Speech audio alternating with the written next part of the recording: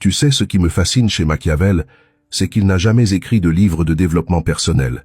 Il n'a jamais promis que tu deviendrais une meilleure personne. Mais ironiquement, ces principes transforment plus profondément que tous les gourous de motivation réunis. Pourquoi? Parce qu'il ne te vend pas de rêve.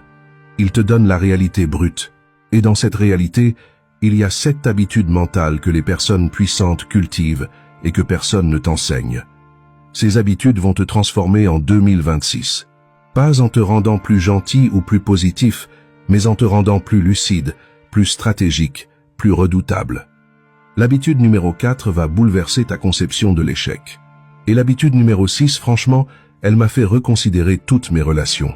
Alors si tu veux vraiment évoluer cette année, pas juste le prétendre, écris « évoluer » en commentaire et accroche-toi. Parce que ce qui suit va secouer tes croyances. Bienvenue sur Pensée Nue. Laisse-moi te poser une question honnête. Combien de fois tu t'es dit que tu allais changer cette année? Nouvelle année, nouveau mois. Je vais être discipliné. Je vais réussir. Je vais devenir meilleur. Et combien de fois ça a vraiment fonctionné? Si tu es comme la majorité des gens, ces résolutions ont tenu 3 semaines maximum. Pourquoi? Parce que tu essaies de changer tes actions sans changer ta mentalité.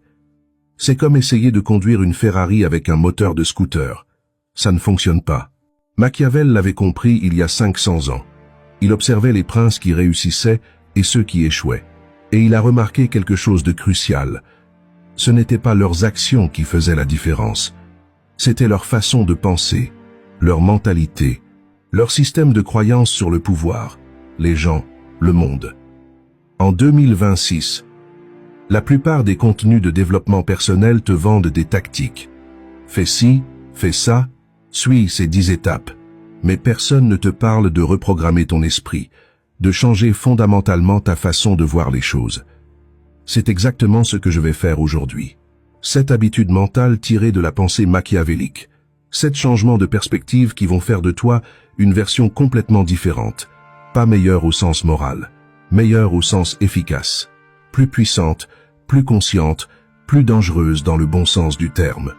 Mets un like si tu es prêt à vraiment changer ta mentalité, pas juste tes habitudes superficielles. Habitude 1.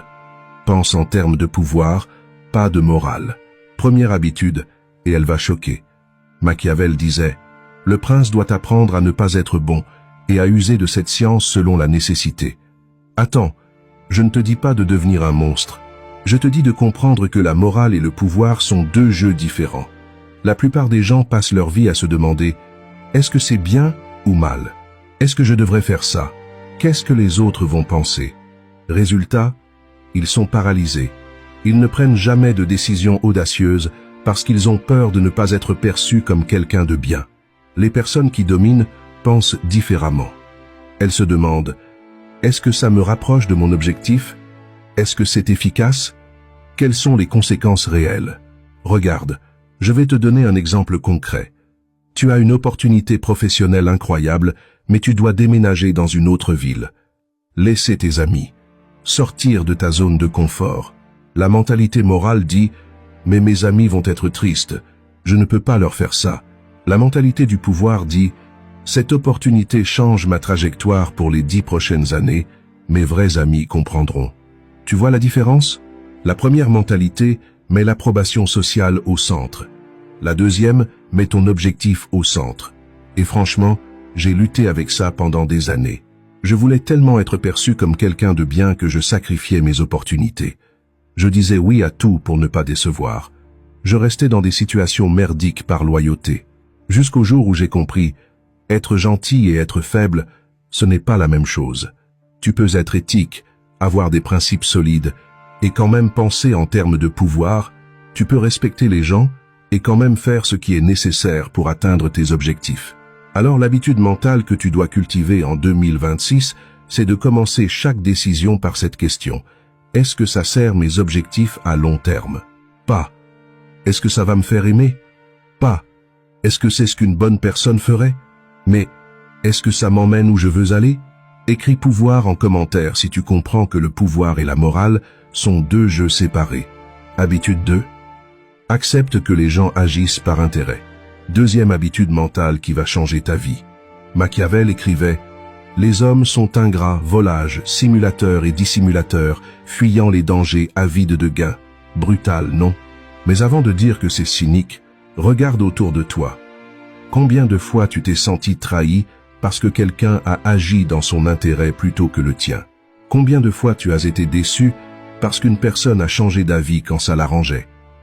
Le problème, ce n'est pas les gens, c'est tes attentes. Tu crois que les gens vont agir de manière désintéressée, que l'amitié est inconditionnelle, que la loyauté est éternelle, et quand la réalité te frappe, tu es choqué. Machiavel te dit, arrête d'être surpris. Les gens agissent selon leurs intérêts. Toujours. Ce n'est pas méchant, c'est juste humain. Ton collègue qui est sympa avec toi, il a intérêt à avoir de bonnes relations au travail. Ton ami qui t'aide, il reçoit de la validation en étant utile. Ton partenaire qui t'aime, il trouve satisfaction et connexion avec toi. Dès que ses intérêts changent, les comportements changent. Et ça ne veut pas dire que les relations sont fausses. Ça veut dire qu'elles sont basées sur un échange de valeurs. Alors voici l'habitude mentale. Arrête de te demander pourquoi les gens ne t'aident pas comme tu les aides. Demande-toi plutôt, quelle valeur j'apporte dans cette relation? Est-ce que je continue à créer de la valeur pour cette personne? Si oui, la relation reste forte. Sinon, elle va s'affaiblir naturellement. Et c'est ok. Ce n'est pas de la manipulation, c'est de la lucidité. Quand tu comprends que les gens agissent par intérêt, tu arrêtes d'être déçu. Tu deviens stratégique. Tu te demandes, comment je peux créer une situation où nos intérêts sont alignés? C'est ça, la vraie intelligence relationnelle. Je vais te donner une tactique concrète. Avant de demander une faveur à quelqu'un, demande-toi, qu'est-ce que cette personne va gagner en m'aidant? Si tu ne trouves pas de réponse, reformule ta demande pour créer un bénéfice mutuel. Résultat, tu obtiens plus d'aide et personne ne se sent exploité. Mets un like si tu as déjà été déçu parce que tu attendais du désintéressement. Habitude 3. Observe beaucoup, réagisse moins. Machiavel était un observateur obsessionnel. Il étudiait, il analysait, il notait les patterns. Avant d'agir, il comprenait. Et c'est l'opposé de ce que font la plupart des gens en 2026. La plupart des gens réagissent instantanément. Quelqu'un dit quelque chose qui les énerve, réaction immédiate. Une opportunité apparaît, décision impulsive. Un problème surgit, panique et action désordonnée. Les personnes puissantes font différemment. Elles observent d'abord. Elles collectent des données, elles identifient les patterns. Et seulement après, elles agissent, avec précision, avec timing, avec effet maximum. Écoute, je vais te raconter comment j'ai appris ça. Il y a quelques années, j'avais un conflit avec un partenaire commercial. Il faisait des trucs qui me mettaient en colère. Ma première impulsion, confrontation directe, lui dire ses 4 vérités, régler ça immédiatement. Mais j'ai décidé d'attendre, d'observer. Pendant 2 semaines, j'ai juste pris des notes mentales. Ses comportements, ses patterns, ses motivations cachées. Et j'ai compris quelque chose de crucial. Il n'était pas malveillant. Il était stressé par des problèmes personnels que je ne connaissais pas. Si j'avais réagi à chaud, j'aurais détruit la relation. Au lieu de ça, j'ai attendu le bon moment. J'ai abordé le sujet calmement, avec empathie. Et on a résolu le problème en 10 minutes. L'observation m'a sauvé d'une erreur coûteuse. Alors voici l'habitude mentale. Avant de réagir à quoi que ce soit, pause, observe. Pose-toi 3 questions. 1. Qu'est-ce qui se passe vraiment ici? 2. Pourquoi cette personne agit comme ça? 3. Quelle est la réponse la plus stratégique? En 2026, avec les réseaux sociaux qui nous poussent à réagir en 2 secondes, cette habitude devient un super pouvoir. Pendant que les autres s'épuisent en réaction émotionnelle, toi tu restes calme, tu analyses, tu comprends. Et quand tu agis avec une précision chirurgicale. Écris observer en commentaire si tu vas cultiver cette habitude de pause avant l'action. Habitude 4. Transforme chaque échec en données. 4e habitude, et celle-là m'a personnellement libéré. Machiavel étudiait les échecs des princes avec autant d'attention que leur succès. Pourquoi? Parce que l'échec contient plus d'informations que le succès. La mentalité classique voit l'échec comme une fin. Tu as échoué? Tu es nul. Tu ne mérites pas le succès. Tu devrais abandonner. Cette mentalité tue plus de rêves que n'importe quoi d'autre. La mentalité machiavélique voit l'échec comme des données. Tu as échoué? Parfait. Qu'est-ce que tu as appris? Quelle hypothèse était fausse? Quelle variable tu n'avais pas considérée? C'est un changement de perspective radical. Tu passes de « je suis un échec » à « j'ai des données ». Et ce changement est libérateur, parce que soudainement tu ne peux plus vraiment échouer. Tu réussis ou tu apprends. Les deux sont utiles. Je vais te donner un exemple concret. J'ai lancé 3 formats de contenu qui ont foiré avant de trouver celui-ci. 3. J'ai investi du temps, de l'argent, de l'énergie. Résultat, presque 0 vues. Aucun engagement. Échec total selon les standards classiques. Mais au lieu de me dire que je n'étais pas fait pour ça, j'ai analysé. Format 1. Trop long, les gens décrochent. Données acquises. Format 2. Trop gentil, pas assez percutant. Données acquises. Format 3.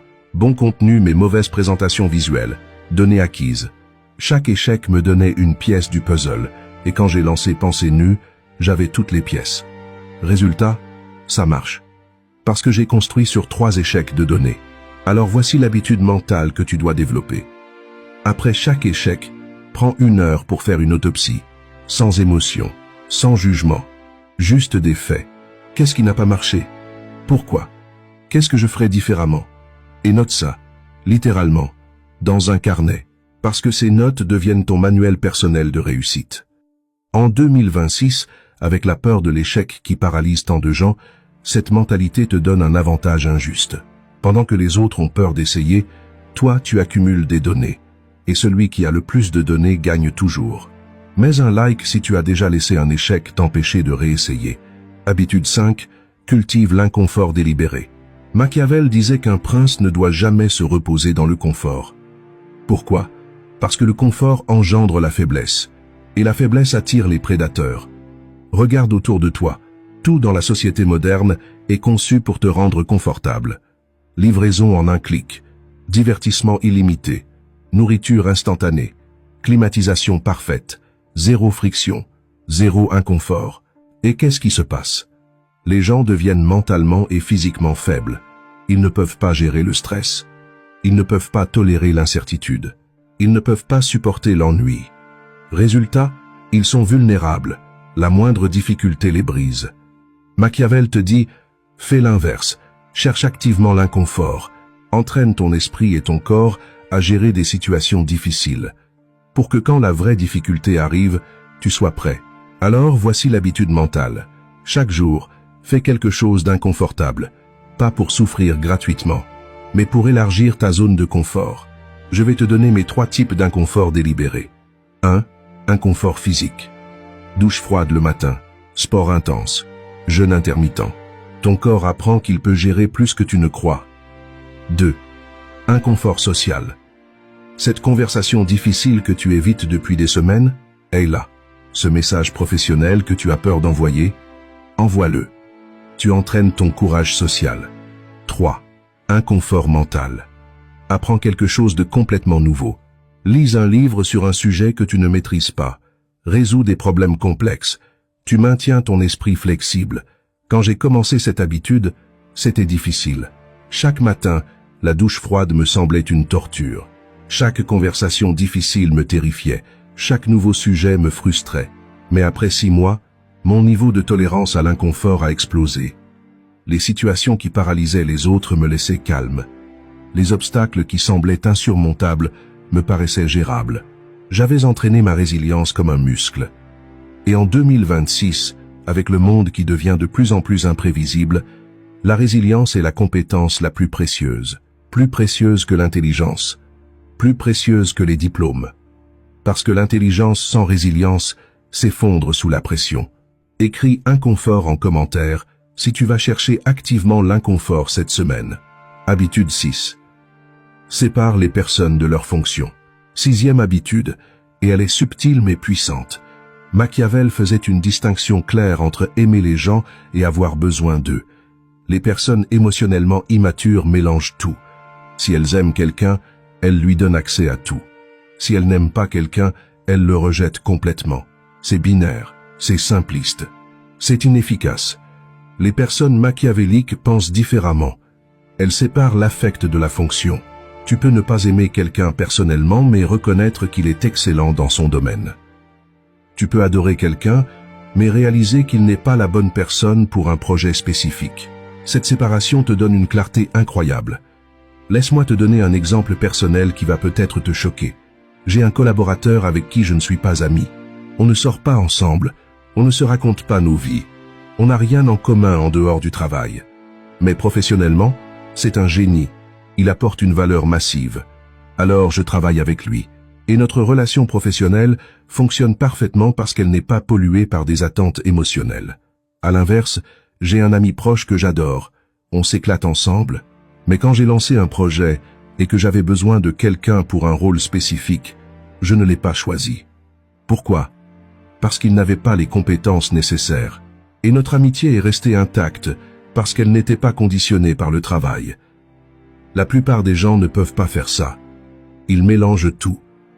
Résultat, ils engagent des amis incompétents par loyauté. Ils rejettent des personnes talentueuses parce qu'ils ne les aiment pas personnellement.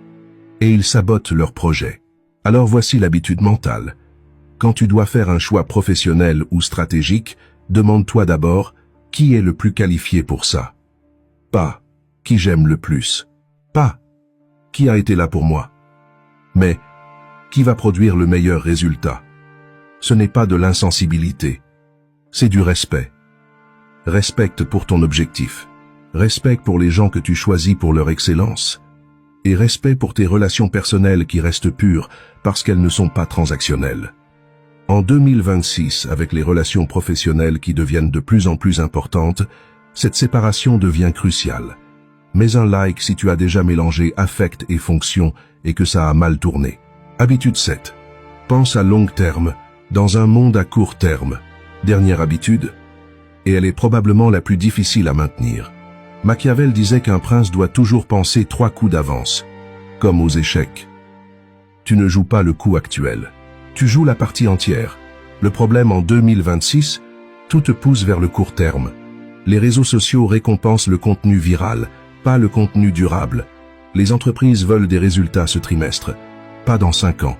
La culture célèbre les succès rapides, pas les constructions lentes. Résultat, la plupart des gens pensent à court terme. Ils veulent devenir riches vite. Ils veulent la reconnaissance maintenant. Ils veulent les résultats immédiatement. Et quand ça ne vient pas en 3 mois, ils abandonnent. Machiavel te dit, fais l'inverse. Pense en années, pas en mois. Pense en décennies, pas en années. Construis des fondations solides plutôt que des façades brillantes. Je vais te donner un exemple brutal. J'ai passé 2 ans à créer du contenu avec presque 0 audience. 2 ans où je ne gagnais rien, où personne ne me connaissait, où mes proches me demandaient quand j'allais arrêter cette perte de temps. Mais je pensais à long terme. Je savais que chaque vidéo développait mes compétences, que chaque script affinait mon message, que chaque tentative me rapprochait de quelque chose de solide. Et maintenant, ces 2 ans de travail invisible créent des résultats exponentiels. Parce que j'ai construit des fondations, pas cherché des raccourcis. Alors voici l'habitude mentale. Avant de te lancer dans quoi que ce soit, demande-toi, où est-ce que ça me mène dans 5 ans? Si la réponse est nulle part de significatif, ne le fais pas. Même si c'est tentant maintenant. Même si ça paye bien à court terme. Même si ça te donne de la reconnaissance immédiate. Parce que les petites décisions à court terme s'accumulent. Et dans 5 ans, tu te retrouves soit exactement où tu voulais être, soit complètement ailleurs, en te demandant comment tu es arrivé là. Laisse-moi te donner une tactique concrète. Chaque dimanche soir, prends 30 minutes. Pose-toi 3 questions. 1. Qu'est-ce que j'ai fait cette semaine qui me rapproche de mes objectifs à 5 ans? 2. Qu'est-ce que j'ai fait qui me distrait de ces objectifs? 3. Qu'est-ce que je vais ajuster la semaine prochaine? Cette simple habitude de révision te garde aligné. Elle t'empêche de dériver. Elle fait que dans 1 an, tu auras avancé de manière significative pendant que les autres auront juste vieilli. En 2026, avec la gratification instantanée partout, penser à long terme devient ton avantage compétitif ultime.